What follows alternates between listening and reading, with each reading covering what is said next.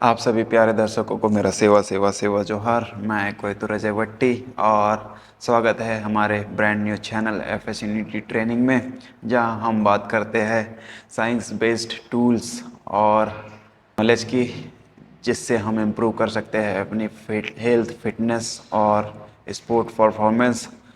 आज का ये एपिसोड ट्रेनिंग करने वाले उन भाइयों और बहनों और दोस्तों के लिए होने वाला है जो बिगिनर है और इंटरमीडिएट भी हो सकते हैं, जिन्हें यह नहीं पता होता है कि ट्रेनिंग सेशन का एनाटॉमी क्या होता है और क्या क्या करना होता है एक ट्रेनिंग सेशन के अंदर। वार्म अप और वार्म अप में क्या करना होता है और कंडीशनिंग फेज में क्या करना होता है, कूल डाउन में क्या करना होता है, और पूरे डिटेल में जानेंगे कि एक ट्रेनिंग सेशन की एनाटॉमी कैसी होती है ACSM के अनुसार, American college of sport medicine के अनुसार।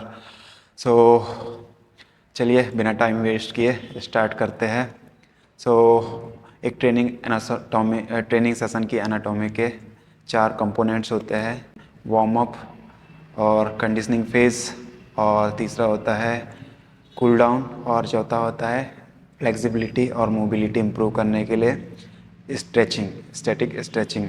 सबसे पहले हम शुरू करेंगे वार्म अप से। तो वार्म अप आप 10 से 15 मिनट कर सकते हैं जिम में आने के बाद, बॉडी को फिजियोलॉजिकली और मेंटली प्रिपेयर करने के लिए, मसल्स को और माइंड को। इसमें आप 5 मिनट कर सकते हैं कोई भी कार्डियोवैस्कुलर एक्टिविटी, जिसमें ट्रेडमिल हो सकता है, आपका क्रॉस ट्रेनर हो सकता है, या कोई साइकिलिंग हो सकती है, और या फिर आप रोप स्किपिंग कर सकते हैं, जंपिंग जैक्स कर सकते हैं।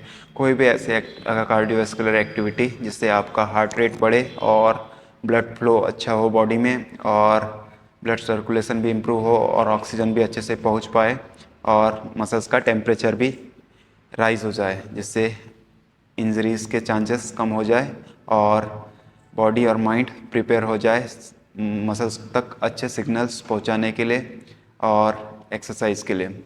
5 मिनट ये करने के बाद आपको करना है 5 से 10 मिनट और मोबिलिटी एक्सरसाइजेस, जिसमें आपकी डायनामिक स्ट्रेचिंग एक्सरसाइजेस होगी।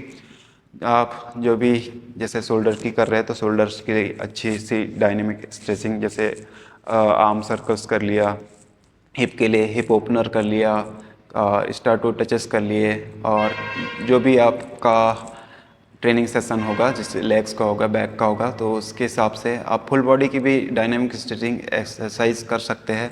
और स्पेसिफिक अगर आपको करनी है, आपके पास उतना टाइम नहीं है, तो आप जो भी पार्ट को ट्रेन कर रहे हैं उसके जॉइंट्स को अच्छे से मोबिलाइज कर लीजिएगा। और तो ये तो हो गया आपका वार्म अप 10 से 15 मिनट, और उसके बाद आता है आपका कंडीशनिंग फेज, जो मेन कोर होता है आपके ट्रेनिंग सेशंस का, और सारे रिजल्ट्स इसी पे डिपेंड करते हैं। तो कंडीशनिंग फेज में आपका जो भी आप जिस भी चीज़ के लिए जो भी एडेप्टेशन के लिए ट्रेनिंग कर रहे हैं, जैसे इंड्योरेंस के लिए, स्टेमिना के लिए ट्रेनिंग कर रहे हैं, तो आप रेप्स ज़्यादा लेंगे और रेस्ट उसमें कम होगा और लोड भी कम होगा। ये हो गया आपका कंडीशनिंग फेज, जिसमें आपका स्ट्रेंथ का वर्कआउट हो सकता है, या फिर पावर का, या फिर या एक्सप्लोसिव पावर का, या स्ट्रेंथ का, या एंड्योरेंस का, जो भी है आपका ट्रेनिंग गोल, उसके हिसाब से आप इस कंडीशनिंग फेज में 30 से 45 मिनट, वो डिपेंड करता है आप किस लिए ट्रेनिंग कर रहे हो। तो ये कंडीशनिंग फेज होने के बाद, कंप्लीट होने के बाद, आपको आपकी हार्ट रेट और सांस काफ़ी फूलने लग जाती है, जिससे कूल डाउन करने के लिए आपको थर्ड में करना है। कूल डाउन के लिए कोई भी cardiovascular activity, normal zone 2 cardio, cycling हो गया, वॉकिंग हो गया, या कोई भी ऐसे, या आप कर सकते हैं बॉक्स ब्रीथिंग कर सकते हैं, जिसमें आपको 3 से 4 सेकेंड इनहेल करना पड़ता है, फिर होल्ड करना पड़ता है, फिर एक्सेल करना पड़ता है, फिर होल्ड करना पड़ता है। ऐसे मैं आने वाले वीडियोस में पूरा आपको बताऊंगा बॉक्स ब्रीथिंग क्या होता है, कंडीशनिंग फेज पूरा, और प्रॉपर वार्म अप में क्या करना है। अभी वीडियो काफ़ी लंबा हो जाएगा, इसलिए मैं आपको शॉर्ट्स में बता रहा हूँ। तो कूल डाउन करने के बाद हमारा लास्ट में होता है फ्लेक्सिबिलिटी का फेज़, जिसमें हम करते हैं स्टैटिक स्ट्रेचिंग।